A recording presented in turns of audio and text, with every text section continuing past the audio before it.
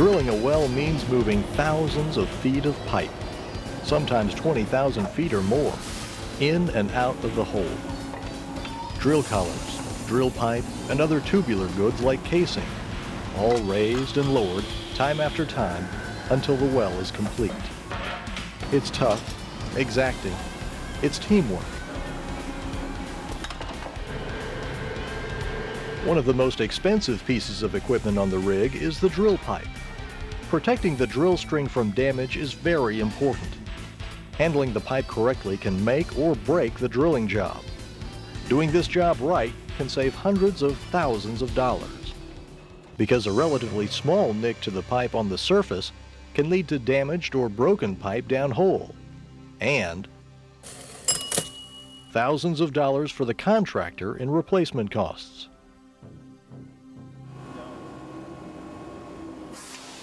Damaged or loose pipe in the hole can also mean lost drilling time or a fishing job, another cost producer. How does the crew keep from damaging pipe? What is their part in preventing such damage and lost time? They learn how to handle the pipe with care and properly use the tools that come in contact with the pipe. One key part in this process involves using a simple tool, the slips. The slips, a relatively small but heavy-duty wedge-shaped tool that crew members must use properly. Otherwise, it's big expenses, a lot of frustration, and lost drilling time.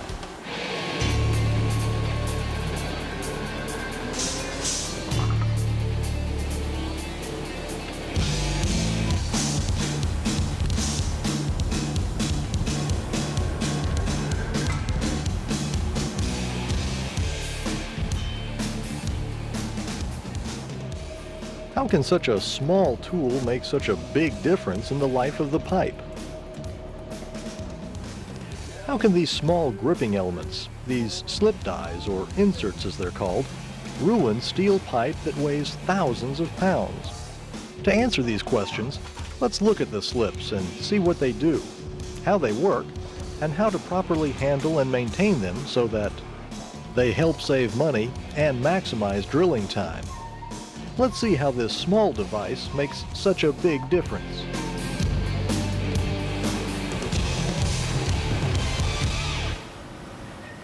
A set of slips is a tapered metal device made up of segments that hold strong, teeth-like gripping elements called dies. The dies grip the pipe and hold it in place. This relatively small tool, along with the rotary table's master bushing, suspends the drill stem in the hole when making up or breaking out pipe, whenever the pipe is in the hole and the block and hook are not supporting it. The slips work by wedging the pipe inside the master bushing's tapered bowl. The downward weight of the drill pipe or drill collars bears down on the slips and forces them out against the master bushing bowl. The downward force of the drill string is transferred to a lateral or sideways force. This keeps the drill string from falling. The slips support the entire weight of the drill string in the hole. It's a simple and efficient way to hold the pipe in place.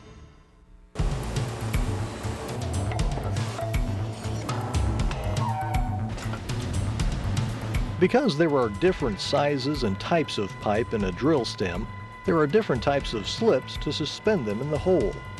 Most rigs have slips that fit around drill collars, slips that fit around drill pipe, and slips that fit around casing. And some rigs use power slips. Here's a drill collar or multi-purpose safety clamp. It's not a slip, but the crew uses it with drill collar slips.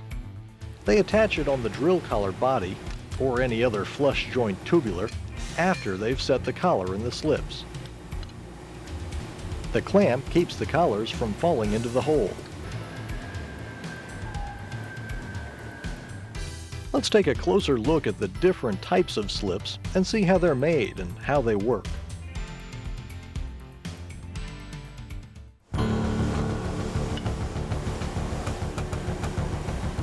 Drill collars are much larger in diameter than the drill pipe. Plus, drill collars weigh a lot more. One of the heaviest weighs over 11,000 pounds, 5.5 tons, and that's just one drill collar. So a whole string of collars could weigh several tons. Thus, drill collar slips are specially designed for drill collars.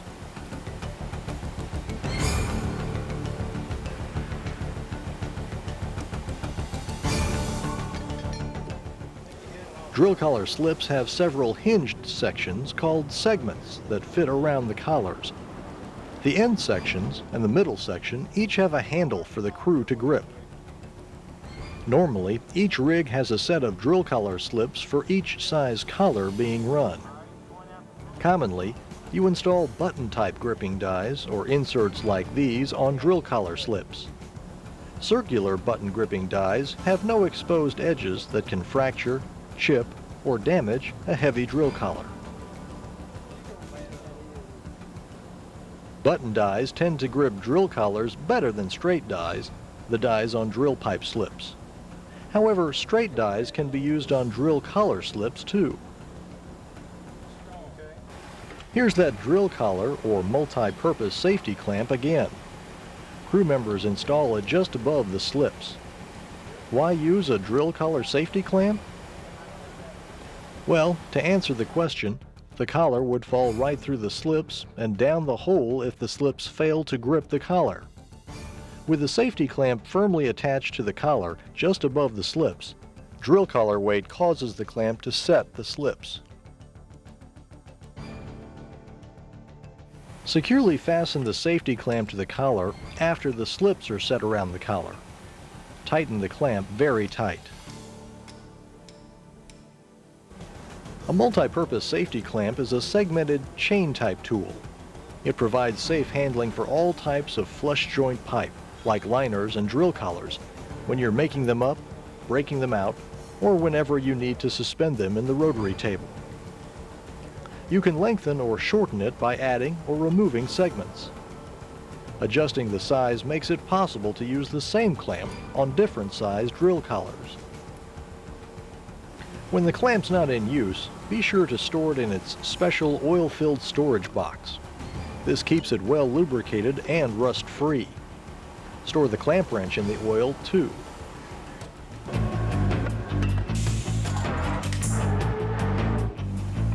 Drill pipe is smaller in diameter and lighter than drill collars, so suspending drill pipe in the hole calls for drill pipe slips.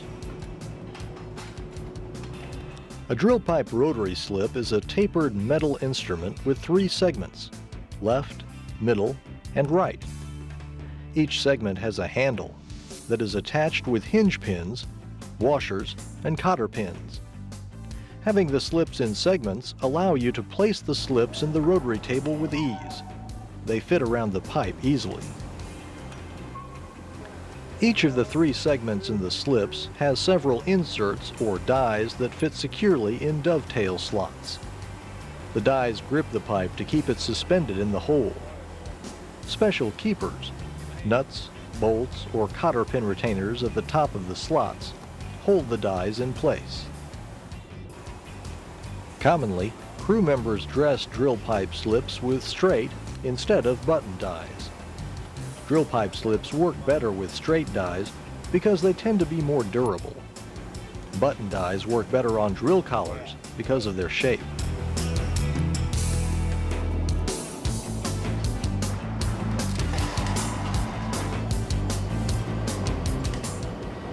Casing is different from drill collars and drill pipe. It's usually larger in diameter, heavier, and smoother than drill pipe. Usually, the crew uses a casing spider to suspend the casing. A casing spider is like an automatic set of slips that firmly grips the casing.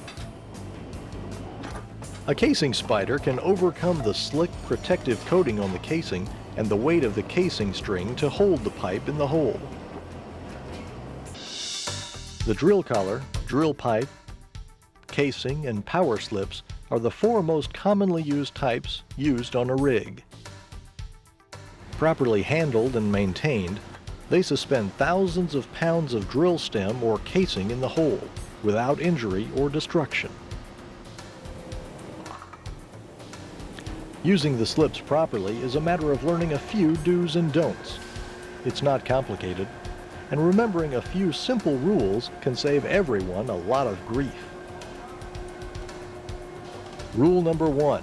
Always make sure the drill string has stopped moving before setting the slips in the rotary opening. It's an easy rule to understand, and one you must always follow.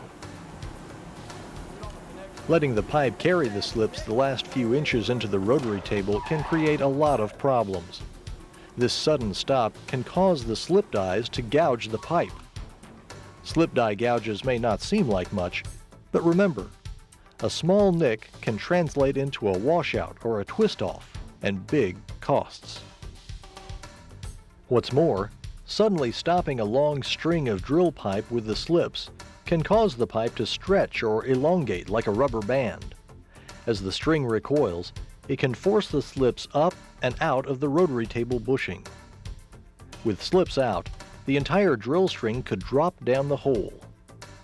And even if the slips do hold, the pipe could be permanently deformed and cracked just below the slips, resulting in a washout. Just wait for the drill stem to stop, then set the slips.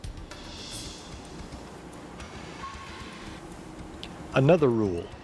When running drill pipe, the driller should stop the pipe when the tool joint is about 2.5 feet above the rotary opening. Then the crew can set the slips. 2.5 feet of pipe above the rotary keeps the tongs from bending the pipe when the tongs pull on it to tighten the joint. That's 2.5 between slips and tool joint. The IADC drilling manual provides detailed instructions for exactly how high above the rotary opening the pipe should protrude after the slips are set. It depends on pipe diameter and strength. For example, you should set smaller in diameter, less strong pipe closer to the rotary than larger in diameter, stronger pipe. One more rule. When setting the slips, keep them away from tool joints, because the slip dies can damage them. 2 or more crewmen should work the slips in accordance with the IADC Accident Prevention Manual. If 3 are working, each person should use one hand to grip each slip handle. If 2 are working, one crew member should use both hands to grip 2 of the handles, while the other uses one hand to grasp the 3rd handle. Regardless of whether 2 or 3 persons are on the slips, lift them using your legs, not your back, like these guys are doing. And make sure your footing is secure. You don't want to slip or slide. Grasp the slip handles palm up, and always remove your hands as soon as the slips are set to avoid hand injuries. Never place your hands here, or here, or here. Only here. Keep your hands on the handles, palm up, and pay attention to what you're doing. You don't want to lose a finger or hand or botch the drilling job. Looks cool, doesn't it? But don't do it. Kicking the slips in place is a big no-no. Kicking the slips in could harm the pipe, the slips, and you. Always set them in place properly with the handles. Never tie a rope to the handle of the slips. It can wedge between the slips and pipe and keep the slips from properly gripping the pipe. When pulling pipe out of the hole, don't let the slips ride the pipe on its way up.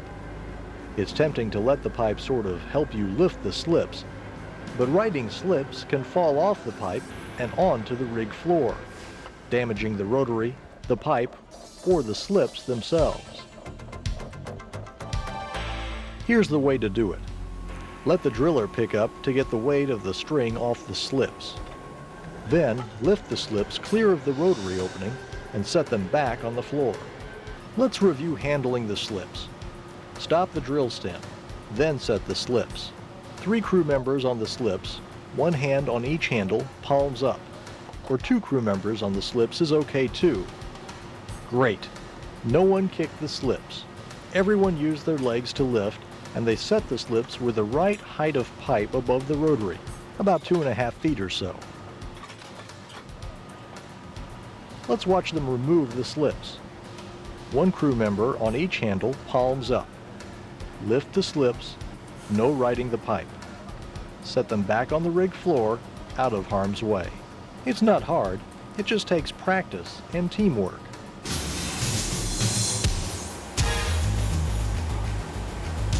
Since the slips are a major factor in keeping the drill stem in top condition, it's important to keep them in good order. Wearing safety goggles, physically check them before each trip. Clean them first with a wire brush so you can easily examine them. First, check the dies for wear.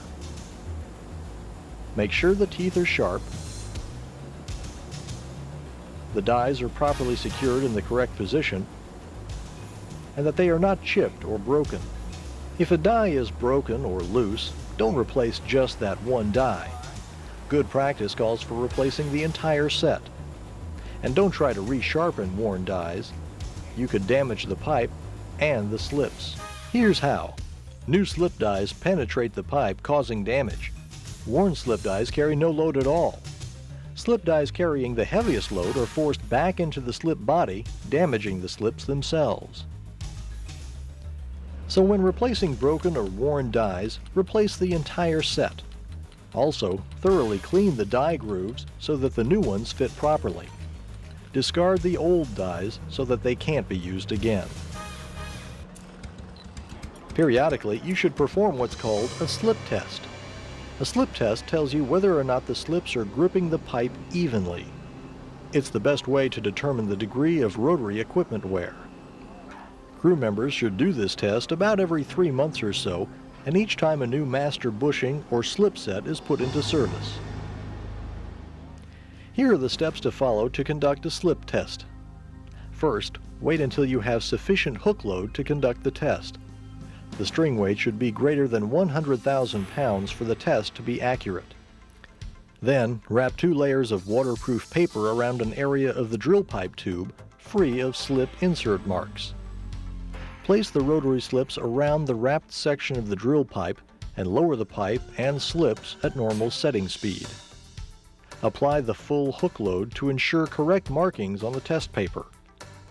Hold the slips together and raise the pipe. Remove the slips. Remove the test paper carefully and evaluate the results. A full 16.5 insert contact indicates that the master bushing and slips are good. No further action is needed. If the insert contact appears only at the top section of the test paper, it indicates that the slips or master bushing are worn. Redo the test with new slips. If it indicates full contact from top to bottom, the old slips are probably bent or damaged.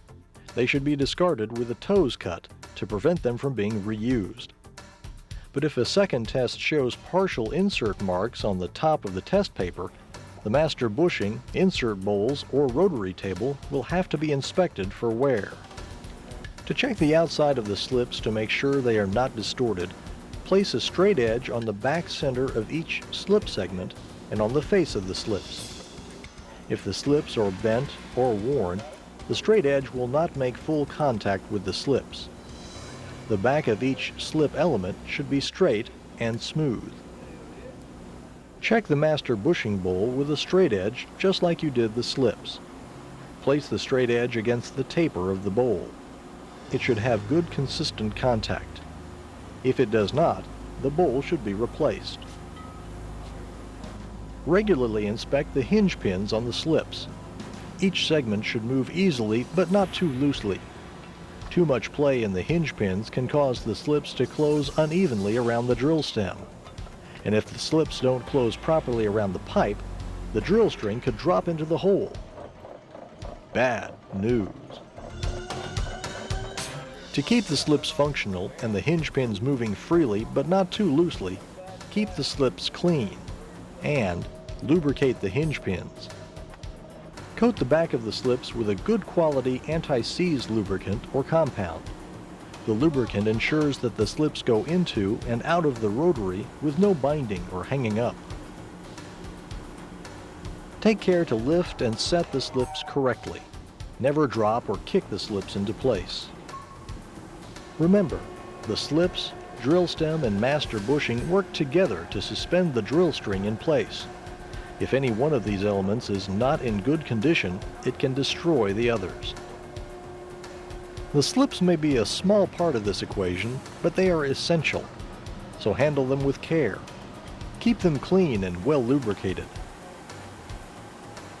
Slips may be small, but they are heavy and strong. They suspend thousands of pounds of pipe in the hole, time after time after time after time after time.